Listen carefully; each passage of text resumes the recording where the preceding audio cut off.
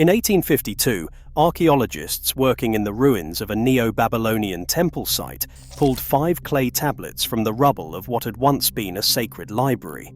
The tablets were cracked.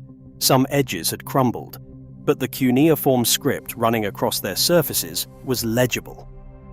When scholars finally translated the Akkadian text, they found something that did not fit the usual categories. The tablets described the moment the chief god of Babylon left his throne. What followed was not silence. 7 entities activated. The text says they had been waiting. The composition is called the Erra Epic. 5 tablets. Multiple copies have been recovered from excavation sites at Sultan Tepe in southeastern Turkey, from the ruins of Nineveh in northern Iraq, and from Babylonian temple archives across the southern floodplain. The tablets now sit in climate-controlled cases at the British Museum in London and the Iraq Museum in Baghdad. Luigi Cagni, a scholar at the University of Rome, published the critical edition in 1969. He expanded the English translation in 1977. The text is not fragmentary. It is not a few broken lines stitched together with guesswork. It survives in multiple copies from multiple sites across multiple centuries, which tells us something important.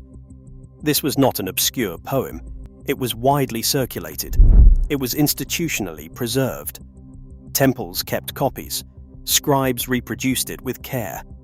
Whatever this text describes, ancient Mesopotamian civilization treated it as significant enough to protect. The narrative spine is straightforward. A god named Erra, associated with plague and mass destruction, approaches Marduk, the supreme deity of Babylon. Erra makes an argument. He tells Marduk that his ceremonial regalia has become tarnished, that his great statue requires restoration, that Marduk must leave his seat of power in the Esagila temple at the heart of Babylon to allow the necessary repairs. Marduk resists. He says something that changes how we read the entire text. He warns that if he leaves his position, the waters above and below will lose their balance. The cosmic order itself depends on his active presence. He is not describing political authority. He is describing a system that requires continuous maintenance. Eventually, Marduk agrees to leave. He assigns lesser deities to hold things together in his absence.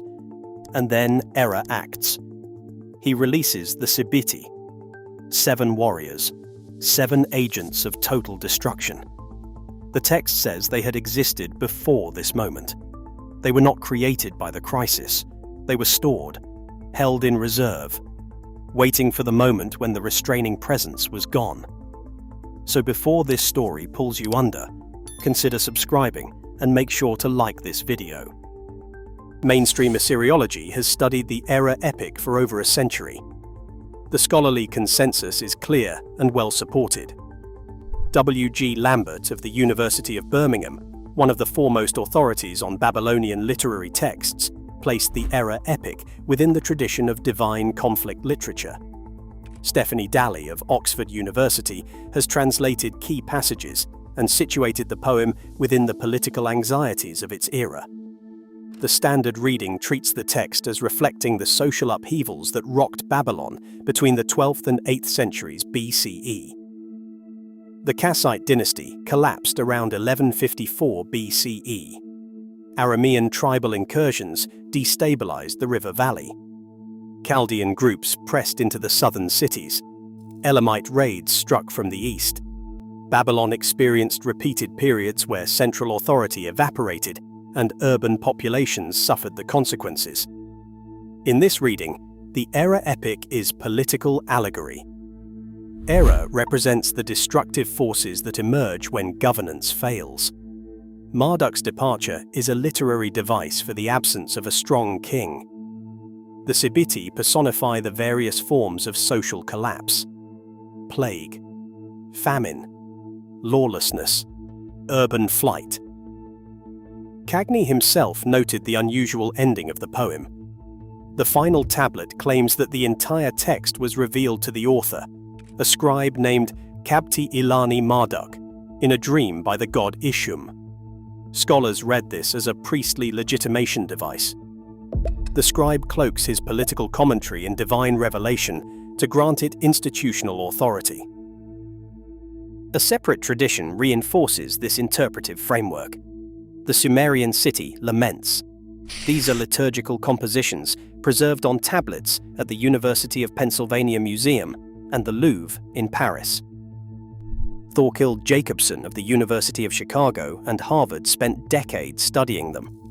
Samuel Noah Kramer published the critical edition of the Lament for Ur in 1940. Piotr Mikołowski of the University of Michigan produced the definitive study of the Lament for Sumer and Ur in 1989. The conventional reading is consistent.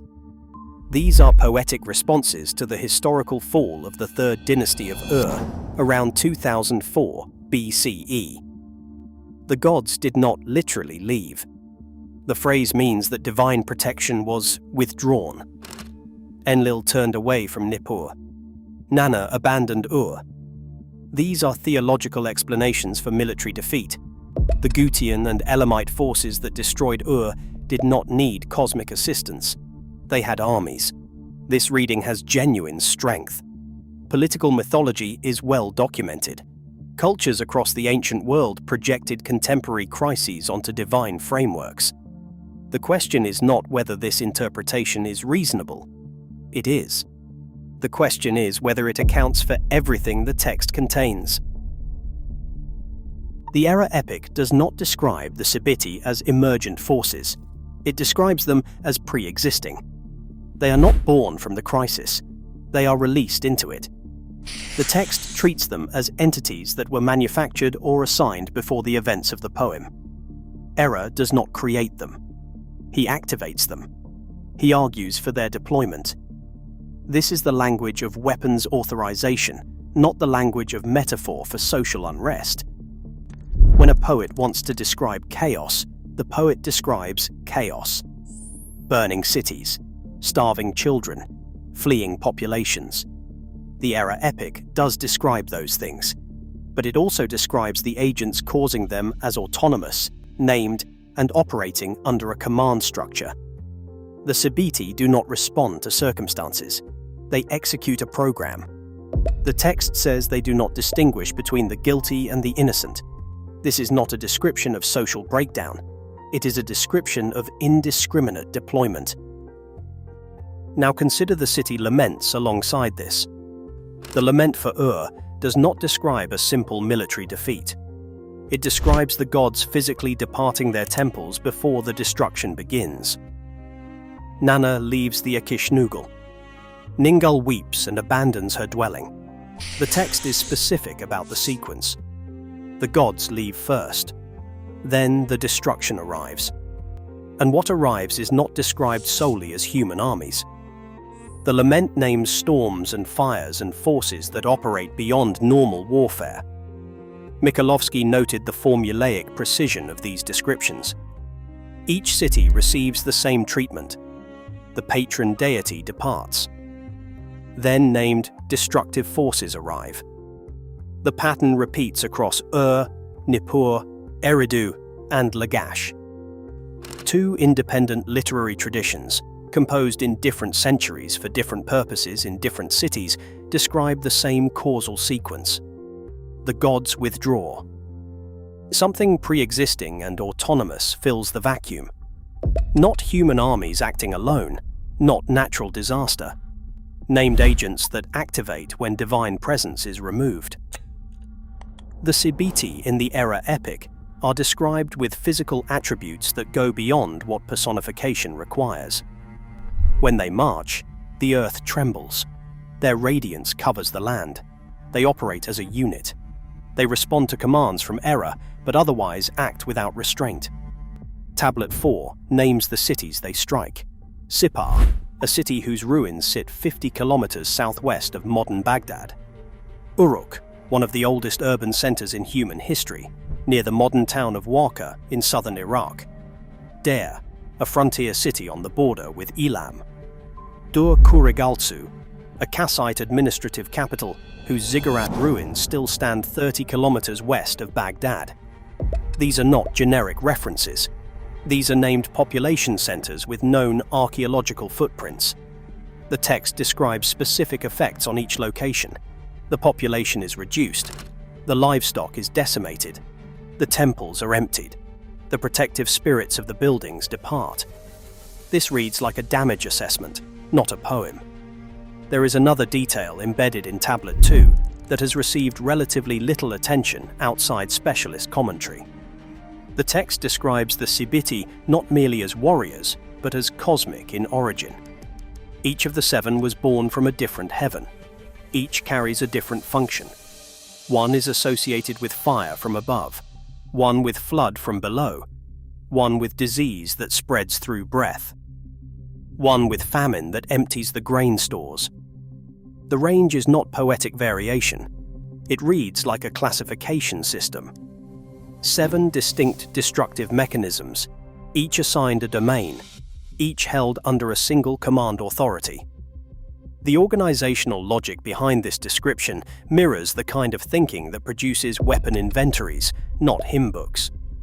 The ancient scribes who preserved this text were meticulous record keepers in every other domain. They counted sheep. They tracked grain. They logged astronomical observations with precision that modern scholars still use as calibration data. When those same scribes describe 7 agents of destruction organized by domain and command hierarchy, the question of whether that precision is meaningful is not a trivial one. The Erra Epic, preserved on tablets at the British Museum and published by Lambert and Millard in 1969, contains a parallel mechanism. Before the flood, the gods deploy plague against humanity. The plague is not described as a natural pathogen that happens to appear. It is dispatched. It is sent by divine decision. It operates on command and ceases on command. The same model appears. Destructive agents are stored, activated, deployed, and in some cases recalled. Across multiple texts from multiple periods, the Mesopotamian scribal tradition preserves a consistent operational framework. Destruction is not random. It is managed. And in the Erra Epic specifically, it is triggered by the departure of the restraining authority. Zecharia Sitchin read these departure narratives as literal accounts of physical beings withdrawing from a planet they had been actively managing. In his framework, the Sibiti were not mythological constructs. They were technological systems or weaponized agents left behind or activated during withdrawal. Mauro Biglino, a former Vatican translator who works from the original language texts, approaches the same material by stripping the theological overlay that later traditions imposed.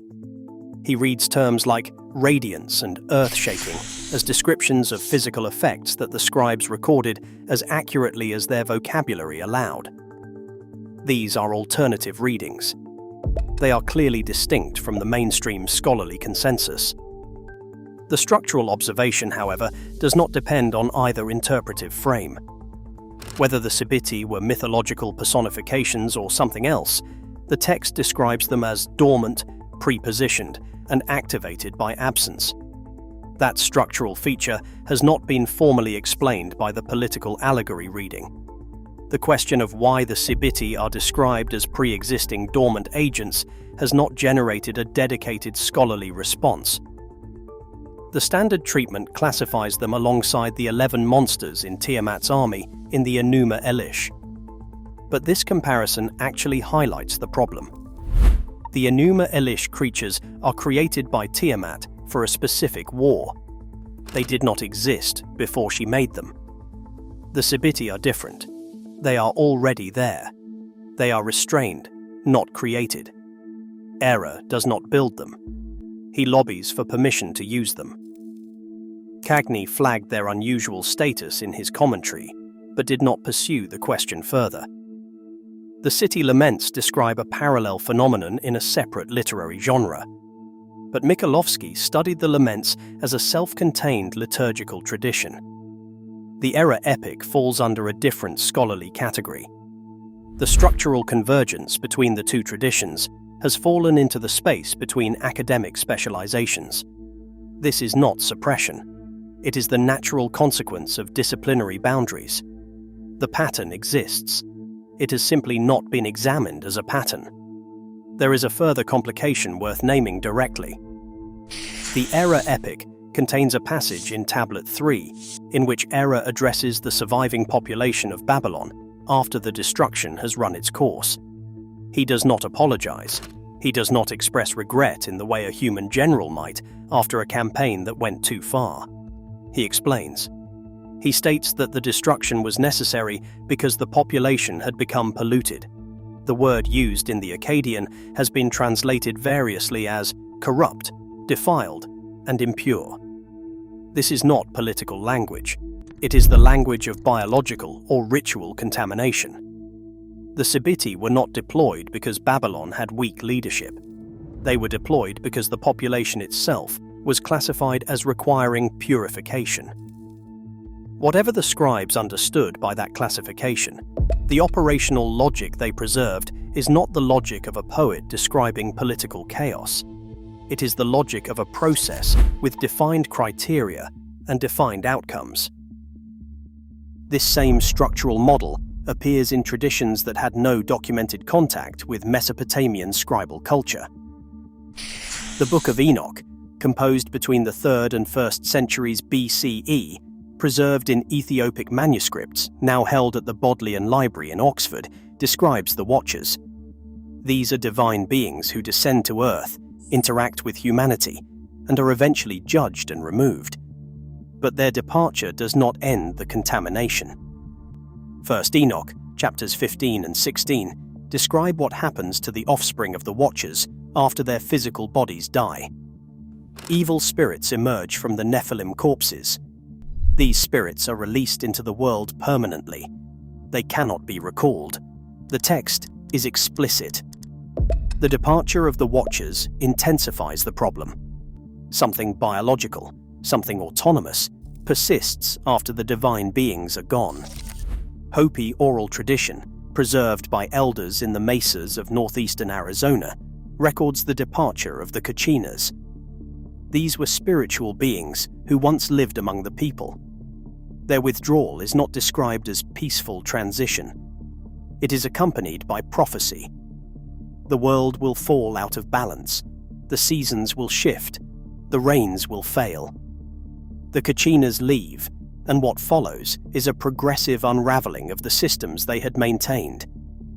Vedic tradition in the Indian subcontinent describes the withdrawal of the Devas during the transition into the Kali Yuga, the age of degradation.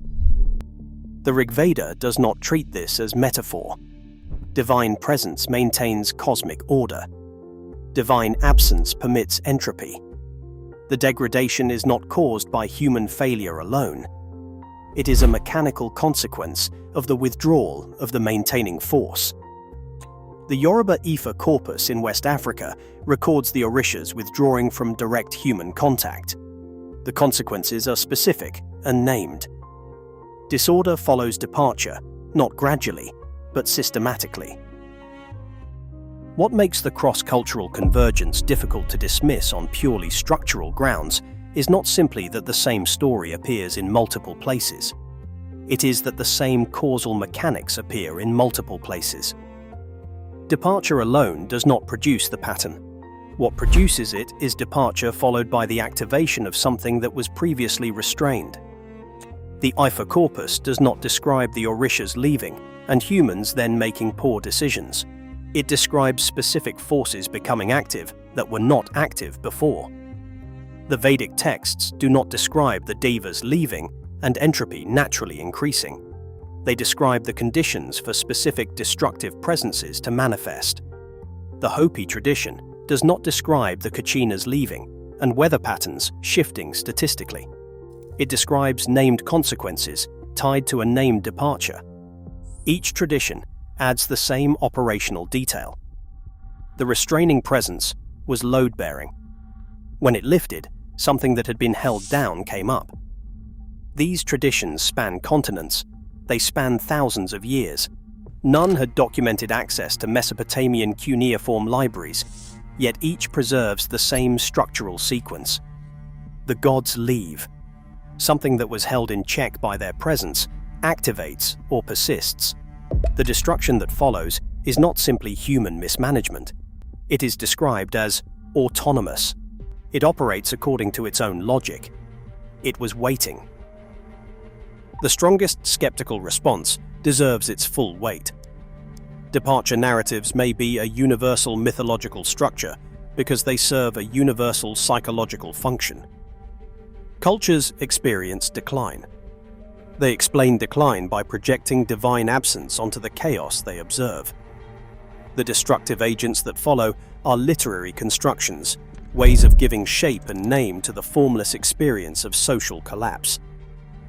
Michael Heiser, a scholar who engaged critically with alternative readings of ancient texts, argued that Mesopotamian divine narratives must be read within their ancient Near Eastern literary context. They are products of specific scribal traditions, not historical reports extracted from a cosmic archive. The convergence across cultures could reflect shared cognitive architecture rather than shared memory. The human brain generates similar stories to explain similar experiences. This is a defensible position. It accounts for the pattern at the structural level. It does not account for the specificity. The Erra Epic does not describe generic chaos. It describes 7 named agents with physical attributes deployed from a specific location, operating under specific behavioral constraints. The city laments do not describe generic mourning. They name the cities. They name the gods who departed. They name what arrived in their absence and in what order it arrived. First, Enoch does not describe generic evil. It describes a biological mechanism. Beings emerge from hybrid bodies and persist in the world as autonomous agents after the originating beings are removed. The question is whether specificity is evidence or elaboration, whether detail indicates memory or artistry. Mainstream scholarship says these are skilled poets doing what skilled poets do, adding texture, adding names, making abstract fears feel concrete and real. The texts themselves do not editorialize. They do not say, this is metaphor. They do not say, this is literal. They report. The sequence is always the same. Someone leaves. Something activates. The damage is specific, named, and described as operating beyond human control. The 5 tablets sit in their cases at the British Museum. The glass is clean. The lighting is controlled. Visitors walk past them every day without stopping. The cuneiform is still legible to trained eyes. Somewhere on tablet 1, the scribe recorded Marduk's warning. If I leave, the balance fails. He left. The Sibiti moved. The cities emptied. 3,000 years later, those words have not changed. The clay has not shifted. The scribe who pressed his stylus into wet clay believed he was recording something that happened. The question the tablets pose is not what the scribe believed. It is what the scribe was describing. And that question, after 150 years of scholarship, remains open.